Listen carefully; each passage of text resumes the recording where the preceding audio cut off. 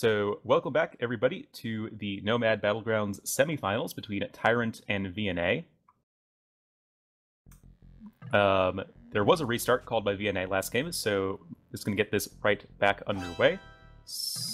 To see where these guys choose to put their docks down, or TCs rather, but looks like ACCM will be throwing down his TC in the north of the map. He will be the purple Celts once again. His teammate Cool in the green, see where he's landing, will be sort of in the western part of the map as the Malay. So these guys a lot closer together this time.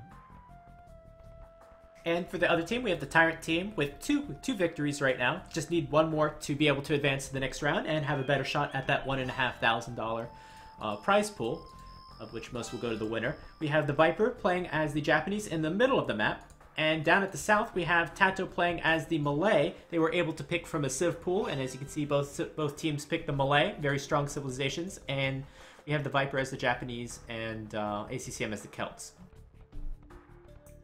Yeah, so this is some pretty interesting TC positions, nobody, because man, oh man, is Tato safe. Yeah. You know, if there's any player that I would like in the hot seat, I suppose, and the whatever euphemism you want to call it. I'm sure Killer B would have a better euphemism for it, but the Viper is going to be in between his two opponents, and he's going to have to take some pressure early on from the game, while, you know, Tato maybe goes for a fast castle, maybe he goes for a boom, and the Viper might be on his own. We'll see. Yeah, I definitely think that's a pretty good potential here from Tato to get a pretty massive boom. I mean, he just has all the space in the world to work with, and a fully boomed Malay in the early to mid Imperial Age can be pretty difficult to stop. Interestingly, we have Cool's dock positions actually in the south there, along with Tato's. Well, the thing is, Cool can add his further docks to the left side, so might have a little bit of a sandwich on Tato. But Tato's playing, they're both playing as the Malay, so no advantage there. So that could go either way, in my opinion. As far as the other dock positions go, well, actually, Tato has his first dock in the north there, so he's going to be one dock down on that side. So maybe he'd be at a little disadvantage here with Cool having an extra dock here on the left side a little later on. Yeah, it's pretty interesting that both of the Malay players kind of built their docks right next to their opponents, but like you're saying, probably a slight edge to Cool in that because he can build his dock on the left side. Lots of sheep for Cool as well, but yeah, looks like Cool actually has a plethora of food resources with some deer and boars to the left of his TC. So Cool has a lot of food on this map. He does not have good access to gold or stone at all, really. Where in the world is his nearest gold? Back in Narnia, by the looks of things. Back in the last map, yeah. Yeah, back in the last map. That's really his best access to gold. You are very right, nobody. Oh, man. The closest gold I see is next to ACCM's town center. Yeah. That's not good. Also, stone for both of the VNA teams is in the middle of the map. Like, well, there's no... ACCM has some stone in the back, up in the very north. Ooh, yeah, you're right. But it is within galley range, so that could potentially be a problem. Yeah, but that's their only stone. But then on the other hand, look at all their gold. They have so much gold. Like, to the right of ACCM's base, there are 3 massive gold piles.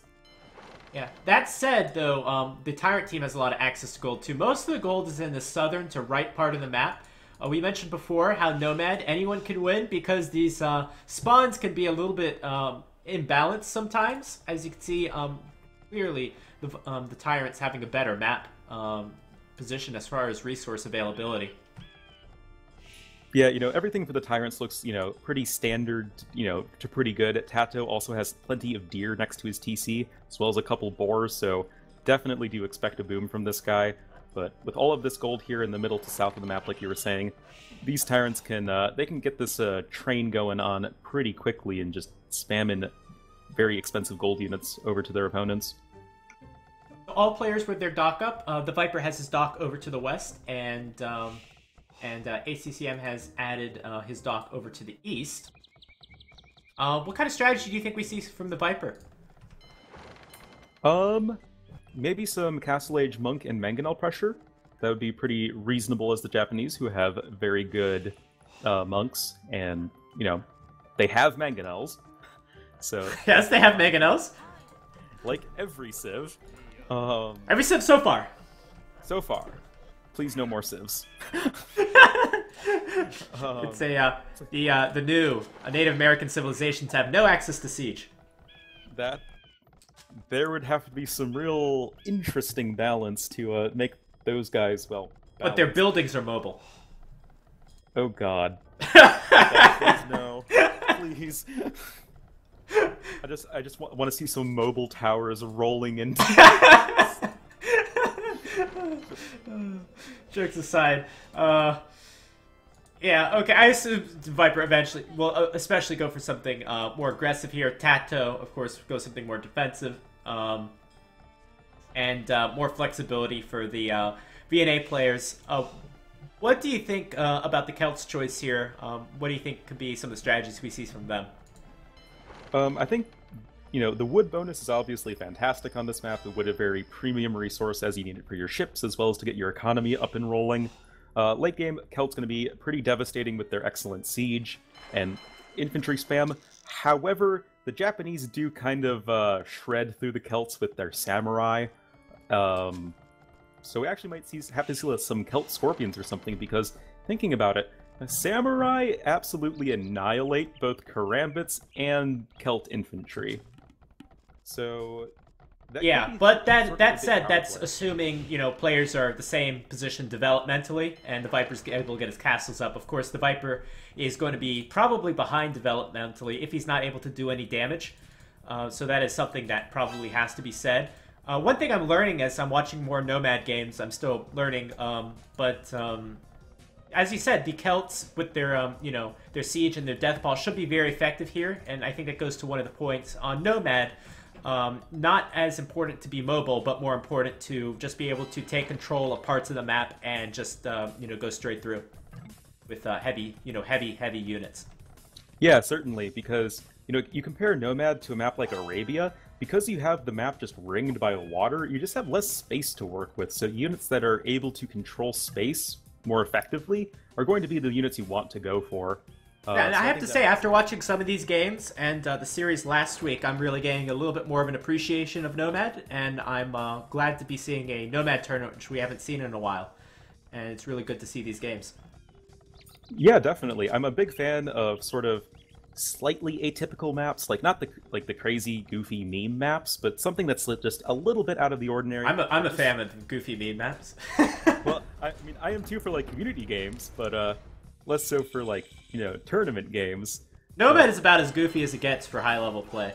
Yeah. Yeah, I mean, I just like these maps that sort of slightly nudge these pro players, force them to be a bit more creative, have a bit more interesting, intriguing decision making, and sort of rewarding that in certain players. So that's pretty cool. Though getting back to the game, cool. There we go. Excellent segue. Gathering stone in the middle of the map by Viper. Oh god, I just got that. That's so bad. So yeah, cool. He's chosen to go for a fast no, he's in the feudal age, my bad. But he did a really slow feudal age and has lost a lot of his fishing and didn't have that advantage that we thought he'd have earlier in the game because of that really slow uptime. He is mining a bit of stone, getting a blacksmith up. Actually, gonna go for a fast castle, but it's gonna have to use the market for the gold. Yes, he will, but is it going to be a castle drop for him? No, it can't be a castle drop because he's walling in his villagers on the stone with a blacksmith and a house. So only 3 villagers. It's going to only be 3 villagers. So no castle drop going to be incoming for him. Likely just going to be a boom for him. And he's currently exiting the town centers of the Viper. The Viper's up. All 3 players are up right now. Tato is not up, but he's certainly done a lot of damage in the water and has tons of food to work with. And it looks like he's going with a market now, so he should be up fairly shortly too. Of course, Tato going to be able to take advantage of the Malay uptime bonus, so he'll be just fine. And like you were saying earlier, Tato, he has space to work with, to say the least, in getting up a big economy quite quickly. Yeah, even go to wall himself. Do you think, is this a good decision for him to wall himself? He's kind of, in a way, not going to be able to help the Viper at all. Maybe he thinks the Viper wouldn't need any help this game? I think that's definitely a big assumption to make if you're Tato. I mean, this is a lot of... It is. It's a lot of investment, though, and if you're going to make military anyway, then why would you wall yourself? I mean, and why do you even need to be walled? You're miles away from your opponents. Like, this is a very strange decision for Tato, in my opinion. Yeah, I think, yeah, I just don't understand it. Even with the booming strategy, it just doesn't really make much sense right now. Cool gonna upgrade to War Galley. He's gonna be the first player to do that, so he's going to try to get back onto the water. There's no hope with the water on the left side. Over on the right side, there is still a lot of fishing for these players, although not as much fish in the sea. Yeah, I was, I checked the tech tree to see if Tato had gotten coinage to sling the Viper, but not that I could see. You normally sling the Japanese, though? I mean, you sling the Viper, right? Makes sense with this positioning, with the town centers and everything, but usually you sling to go for something other than Arbalest and Siege Ram. No Siege Ram for Japanese, even, remember? I have to say, it does make sense, though, especially with this gold positioning, though, if you're able to just maintain that. Yeah, and Tato doesn't have a blacksmith, so no Castle Age soon for him, so I have to assume he's going to be slinging. No, he sold the wood. Well, let's see. He'd be able to click up now if he wanted to with the... No, he's going to have the blacksmith right now. I don't think it's going to be sling. Okay, good. Slinging's boring. If we do a reverse sling where the Viper slings too with Tato, that would be a horrible decision. It just dies instantly. Yeah. Town Center coming up from Cool. Lone Knight from the Viper with Bloodlines and +1 attack, notably. That signals to me that the Viper wants to get some early villager kills. He's not going to get it. Not going to be that annoying. However, he does have some Knights over on the right side, and they will be able to pick off a few villagers as there's little reaction from ACCM. Yeah, that's a little bit of slow reaction, losing a couple of villagers he didn't need to. The +1 attack is noteworthy here for these Knights because, in case you guys didn't know, Knights kill villagers in 5 hits without +1 attack and 4 hits with +1 attack. So that's sort of a time to kill threshold big difference. Yeah, I was about to mention that. Most of the time, we're not able to do these calculations in our mind. Does the +1 attack matter? Does it not matter? Does +2 make a big difference as far as hits to kill? But that's always one that you have to keep in mind. Is the +1 attack on Knights means 1 less shot for the villagers. Yep, Viper going to be running in. Now having the +1 defense going to be helping a lot in terms of absorbing arrow fire, but I don't think he's going to get too much damage done. This is a lot of Knights in the early game. Again, we talked about how the Viper should be aggressive here, how, could allow Tato can boom that way, and he could stay alive that way. And so far, a lot of aggression. Even got a Monastery and a Siege Workshop. The Japanese now are a very versatile civ. They've always had great monks, but now they also have some good cavalry, at least in the Castle Age. Yeah, it's, I think just an excellent buff for the Japanese. I think they're a very well-balanced civ right now. Very broad military tech tree. Good early game eco bonus, but not much in except for that gill nets. That gill nets. That's too much in the fish traps. Maybe we'll see the Viper with like 10k food this game. Great demo hit on the south. Able to damage 4 fire ships. They're all very low now. And now killing 3 more. Yeah, big demo shots in the south. Going to be Tato demos. Yeah, Tato demos. It's what he's known for, right? Able to mop up these fire galleys of ACCM. We need like a Tato demo simulator where it's like a scenario where you could just practice getting great demo hits or something. So obviously that's what he does to get his great demo shots. Anyway, Cool going into what looks to be Pikemen now. Could be effective, might be a little bit too late. We have some monks here for ACCM, so I guess it won't be. But that's a big investment for Cool. Probably doing this because he has no gold access. So that's the best he can do with his resources right now. Yeah, definitely. Just a few unupgraded pikemen right now. Not exactly going to be ideal. The monk's going to be a lot more important. Will they be able to jump into the TC in time, though? Looks like 1 monk will go down. We had 3 monks going down for ACCM, if not 4, and only 2 conversions, so not the best thing. These pikemen should be able to take down these rams, though, and it looks like Cool has enough pikemen to defend. Yeah, I think, Cool will be able to hang on, but definitely not an ideal situation for these guys. Though with that said, both of the VNA players are leading in the villager count right now, though of course we have to, you know, put the Castle for the Viper. Here we go. Ooh, there we go. Castle's gonna come in, and like I was saying, Samurai just beat the Civ comp in my opinion. Like, Samurai are gonna be so good. Viper not really having, you know, the upgrades for them right now, but definitely could be a good option as this game goes on, and Viper, like we were saying earlier, massive fish boom right now. What is he at, 18 fishing ships? Japanese fishing ships on top of it? I think that the VNS team, the Vietnam team, can't afford to give up any more map control at all, especially on this right side. This right side is very, very vulnerable. I would like to see some stone walls here. And ACCM's got to mine the hell out of that gold and give some of that gold over to Cool, who has no access.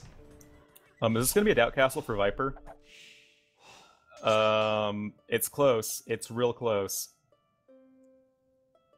If there's a doubt castle going on, you gotta just interrupt me and just go, doubt castle! Doubt castle! Oh my god, that was totally ACCM not paying attention. 2 mangonel shots that were attacking houses could have been attacking Viper's villagers, and Cool laughing in chat. Oh my god. Yeah, no, another missed opportunity here. And, yeah, not great. Instantly turning out some Samurai, and that's going to do work against this army. Samurai, if in the right situation, very strong in the Castle Age. They're one of the fastest creating unique units in the game. Usually don't have a lot of situations where they're very useful, but with the lack of gold on this, you know, VNS team, certainly could be very, very useful here. Yeah, Samurai are one of those units I found that, like, they're kind of like Jaguar Warriors, right? Where there's, or Teutonic Knights, that there aren't many situations where you want to go for them, but they're just so deadly in those very specific situations, and, well, this is one of them, as Viper's up to the Imperial Age. And just going back one more time about the whole balance of Nomad's different with these civilizations. Infantry, slower units, but certainly can pack quite a bit of punch, and very strong on Nomad in this particular situation. Yeah, certainly, and kind of like what we were saying earlier, is that the like the super late game death ball-y stuff is not generally as powerful as on Arabia when compared to Nomad, and the sort of earlier to mid imp power spikes. Oh god, we have Yasama coming in. Oh god. Oh boy. All of the expansions text coming in from the from the Vipers team. A lot of experimenting. Castle coming up from ACCM. That's a good position, in my opinion. Really helps to solidify the right side, but we have the Viper going into Imperial Age right now. Yeah, Viper almost to the Imperial Age, and some Yasama guard towers. Well, I assume will be guard towers. Right now they're just watchtowers. But interesting choice. I feel like you'd want to use that stone for more castles, but that's just me. Now all I feel like we need to see is strongholds from the Celt player, ACCM. Yeah. In all honesty, I think the Yasama tech's a little bit broken here, and I think it's you get a lot more. You get the same damage output from 2 towers as you do from a castle. So, I think the Viper feels confident going for towers right now because he's got that Imperial Age, that quick Imperial Age. But we'll have to see. Nobody? Yeah. If you look at ACCM's castle, look to the archery range of Cool to the left. There is a ram trapped in that archery range. How in the world did that happen? How is this a thing? You wouldn't even notice that if it wasn't for the shadow. Yep. It's hiding. I don't even get it, man. It's obviously afraid of the Viper. That's what's happening. It's afraid, and it wants to hide in the archery range. Someone's not getting paid today. Yeah, seriously, but Viper coming in with these more watchtowers, now finally getting the guard tower upgrade. Japanese towers are super good. Yeah, it's pretty ridiculous. This game, it's looking pretty good for the TyRanTs. We haven't talked about Tato this game, which is great. If you're not talking about the Malay paint layer, it's probably because they're booming. And certainly a lot of water control here. Playing as the Malay too, you know, maybe we see those fish traps. I'm sure if this was the Viper would already have the fish traps up and running. So maybe that's something that the Viper can confer to Tato at some point as they get more used to these civilizations. But a lot of advantage for the Tyrant team. And as long as they don't lose the Trebuchet battle, they should have this game. Keep even being research. Yeah. Something... Okay, they're just going to call the GG there. Yeah, it's pretty far gone. Yeah. Something that is actually pretty interesting that I learned recently is that I was intrigued to see like who had the best towers in like a tower war in the late game. So I went into the scenario editor and pitted all of like the best towers. Gotta be Japanese, right? It is Japanese because the extra arrows deal bonus damage against buildings. So they actually deal bonus damage, like they deal a lot of damage to buildings, especially with units garrisoned in them. It's pretty interesting. Yeah, I lost to someone. I was so mad. It was Pilgrims. Total noob. I threw myself in a total noob free-for-all because I like to have fun sometimes. But the guy just towered and trebuchets in the back of a corner of the map, and I literally could not break it, and I was so mad. And I lost. Oh yeah, that sounds pretty salty. Anyway, this was an excellent series from these players. TyRanTs going to advance to the next round. Great games all around. Tons of great moments, tons of unique strategies. I have a new appreciation for Nomad now. Hope you guys enjoyed the casting. And do you have any final thoughts on this series? It was just a really interesting series. Like all of those games, I think, had a lot of sort of interesting, facets, I guess, that you could learn something from. And with all of like the new civs and these particular players all being quite creative, it was just a joy to cast. Absolutely, it was a joy to cast with you too, Ornlo. If you're on my Voobly official channel, which I'm casting on right now, you can check out his stream. And are you going to be casting after this, or are you done for today? I am going to keep on going after this. Okay, I'll throw you a host, and they can check out you over there. So again, thanks for joining me today. It was a pleasure, and I'll see you soon. Yeah, thanks so much. See ya. All right, take care.